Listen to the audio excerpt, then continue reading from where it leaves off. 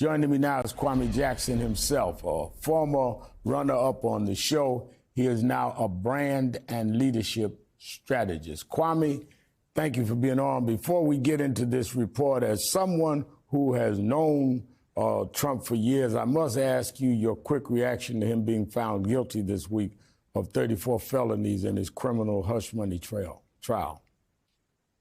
First of all, thank you for having me on the show, Reverend Al. I'm a big fan of your work. We met many years ago, but it's great to see you continuing the legacy of freedom and unity in this country. My reaction to the Trump verdict is one of jubilee. It is one of vindication when I think about the fact that, I've been touting these things over and over again about his character, about his decision making, his judgment, his wisdom, and why America, made the wrong choice. And now we see a lot of that in regards to his character and his criminality proven right. Now, let's turn to your time on The Apprentice. NBC carried the show during its 15 sentences, 15 seasons. And there have been rumors for years about tapes revealing Trump's alleged use of the N-word on set. The tapes have yet to come to light, but now we have Pruitt out because after 20 years he can talk. What can you tell us about your experience participating on the show? Is it true? Would it be damaging to the Trump campaign if the tapes were released today? I think that's a great question. I try to view this problem through three lenses, right? So I think you have the personal, you have the political, and then you have the permission. And if I were to think about the personal one, the first lens, how to view this, for me, this is water off a duck's back. He didn't say it to my face. It's not that I heard it come out of his mouth, because that would have gone down very differently for Mr. Trump. This is not, a matter of me to go back and forth with, fifth grade, your mama jokes. Oh, did you hear what Trump said about you? Going back and forth, chasing Hollywood headlines. So the personal piece is neither here nor there for me. What's important for me are the other two factors, the political and the permission. The political is exactly what you just touched on. We all know that the election is decided in 7 key swing states on a very small margin in the suburbs of Atlanta, the suburbs of Philadelphia, the suburbs of Milwaukee, the suburbs of Detroit. So if you think about voters getting that information, hearing this tape, hearing him call me that in 2016, and how that may have swung the election, just like the Stormy Daniels information was repressed and therefore could have swung the election as well. So this could have been something, had Bill Pruitt had a little bit more courage and a little bit more timeliness. For me, this is, a day late and a dollar short. But had he had a little bit more timeliness, this also could have possibly swung the election on the margin, because we know that's where it's decided. So that's the political, and I think that's a major piece. The last piece that I think is the most important as well is the permission structure that has been created. And that is, Trump has made it okay to be racist in America. He has made a climate of kind of toxicity where we can all go out and do things like Charlottesville. We can attack each other on race. We can roll back DEI initiatives. We can ban books. We can deny,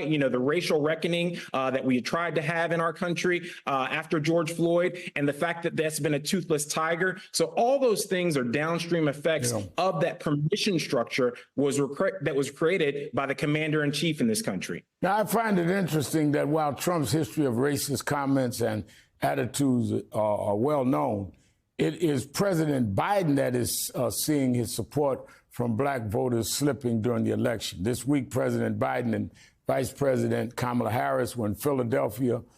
They launched a new effort to mobilize black voters in Philadelphia, calling African Americans the backbone of their campaign and the reason for its 2020 win. A day later, the campaign addressed the Trump accusations, saying in part, quote, Donald Trump is exactly who black voters know him to be, a textbook racist who disrespects and attacks the black community every chance he gets.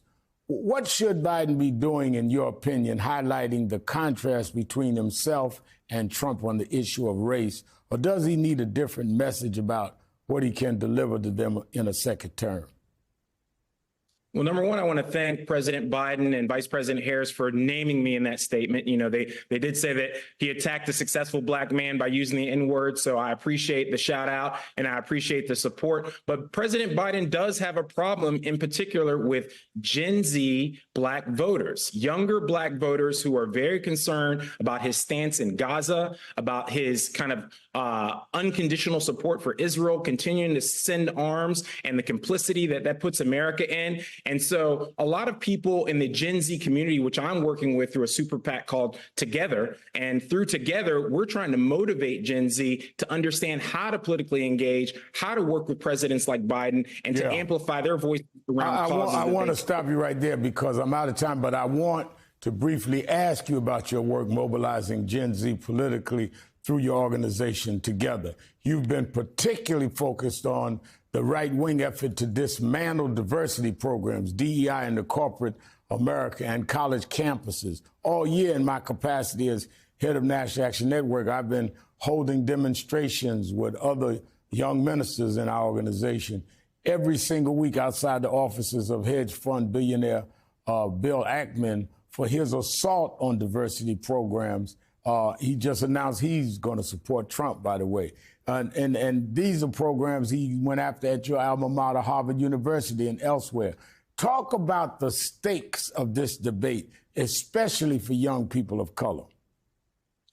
You know, DEI, diversity, equity, and inclusion, is the closest thing to a next step in advancing the civil rights struggle. It is bringing more people to the table so that we can all have an equitable chance of success in America. We're not guaranteeing people success in America. We're not giving out anything for free, but it's about getting people to the table and having an equal starting line so that we can all be respected for our talents and have a true meritocracy after that. And so if you have all of these rollbacks at the University of North Carolina, my alma mater, at Harvard University, if you have them in corporate America, where 91% of Fortune 500 CEOs like Bill Ackman are white males in a country as diverse as this, and to say we don't need action around that, that is an alarm at the gate. And I'm an advocate for equity. I'm an advocate for inclusion. And I think that's the work that needs to be done by America. All right. Thank you, Kwame Jackson, for being with us tonight.